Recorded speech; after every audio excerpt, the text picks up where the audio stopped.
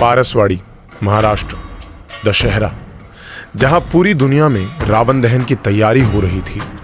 महाराष्ट्र के इस छोटे से गांव का माहौल थोड़ा अलग था, जहां के गोंड कबीले के लगभग 300 लोगों ने एक पीले रंग की मूर्ति के आसपास घेरा बनाया हुआ था। ढोल नगाड़ों की आवाज, गोंडी फोक गाने और मिट्टी के हाथी के आसपास नाचते हुए लोग। ये पीली मूर्ति थी इस कबीले के धर्मगुरु की, एक ऐसा राक्षस जिसे बुराई और अहंकार का प्रतीक माना जाता है।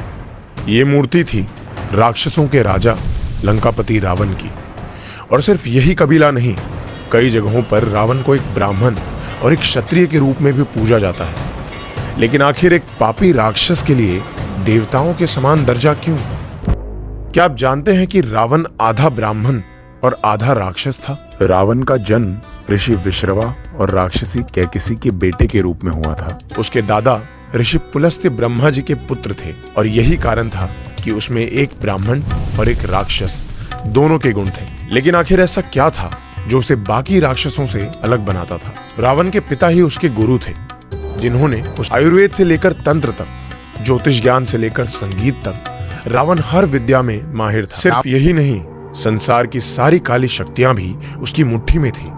वो अपनी इच्छा से ग्रहों की दिशा तक बदल देता था।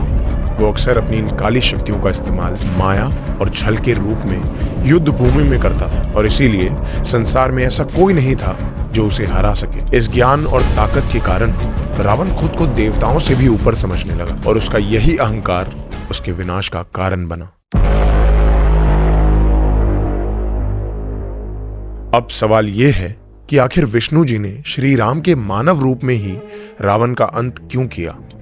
वो महाविष्णु के अवतार में आसानी से उसका वध कर सकते थे, तो फिर इतना बड़ा युद्ध क्यों?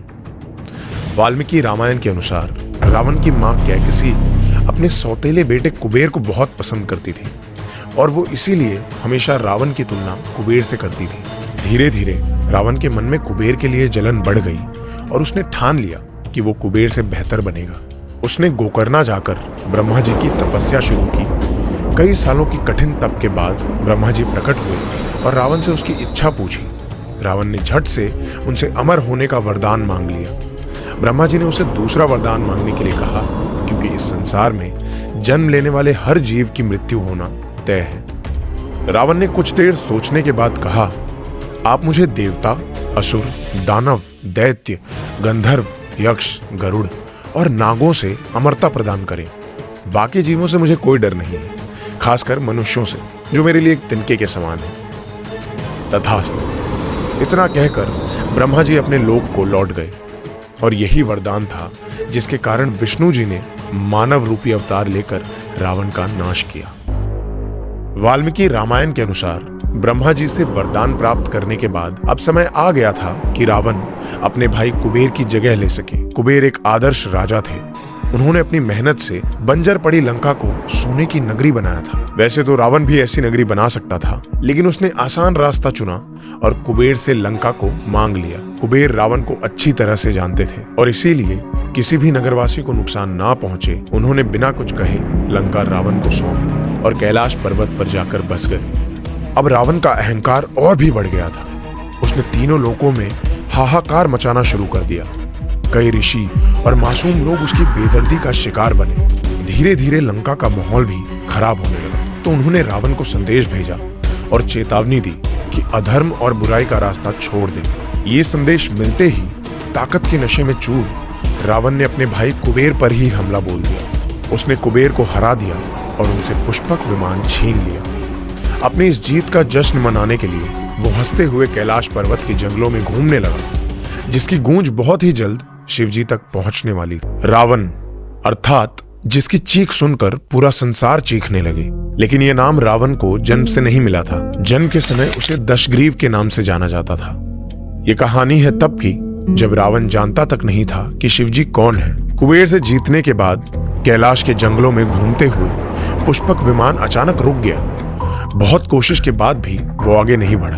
तब रावण ने देखा कि एक जीव उसकी ओर आ रहा है। पास आकर उस जीव ने कहा, यहाँ से आगे कोई नहीं जा सकता। ये भगवान शंकर का क्रीड़ा स्थल है। ये जीव और कोई नहीं बल्कि शिव जी के वाहन नंदी जी थे। रावण गुस्से से आग बबूला हो उठा। अपनी लाल लाल बड़ी आंखों से नंदी की ओर देखकर उसने पूछा, कौन शंकर? वो गुस्से में आगे बढ़ने लगा। नंदी ने उसे फिर रोका। इस बार उसने सिर्फ नंदी जी को नजरअंदाज नहीं किया, बल्कि उनका मजाक भी उड़ाया। उनका अपमान करते हुए उन्हें वानर जैसी शक्ल का कहा। नंदी जी ने क्रोध में उसे श्राप दिया कि आज तुम मेरे वानर जैसे रूप के कारण मेरी हंसी उड़ा रहे हो। तुम्हारा यह अहंकार वानरों के द्वारा ही चूर कर दिया जाएगा।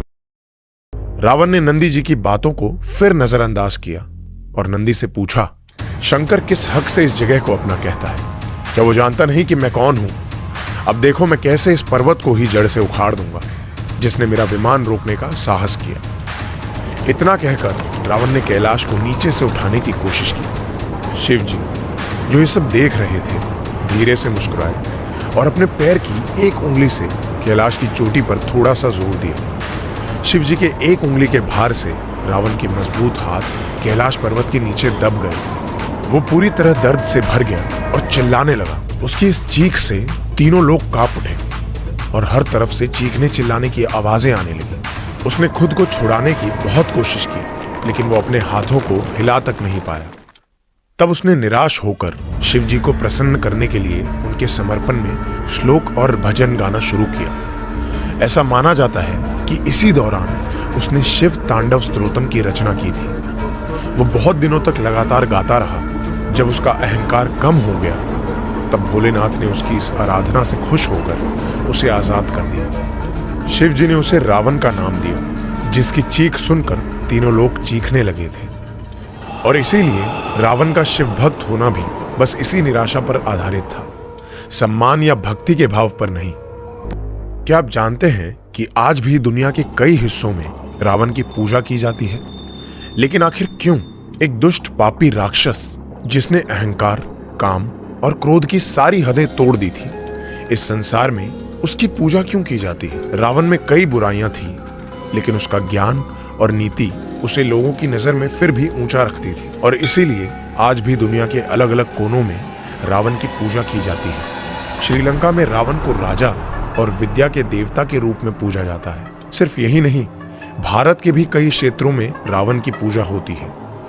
आंध्र प्रदेश के काकीनाडा में एक बहुत बड़ा शिवलिंग स्थापित है।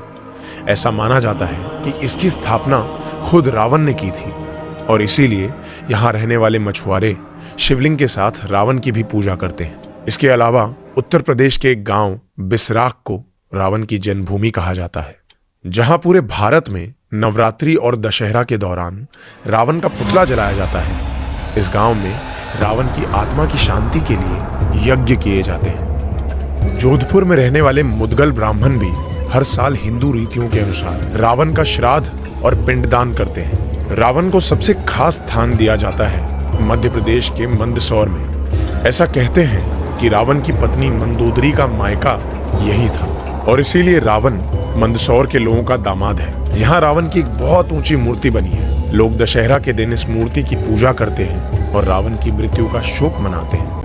पूरी दुनिया भूख बढ़ती गई। उसके ये 10 सर उसकी 10 कैरेक्टरिस्टिक्स के प्रतीक बन गए। काम, क्रोध, मोह, लोभ, मद, मात्सर्य, मानस, बुद्धि, चित्त और अहंकार।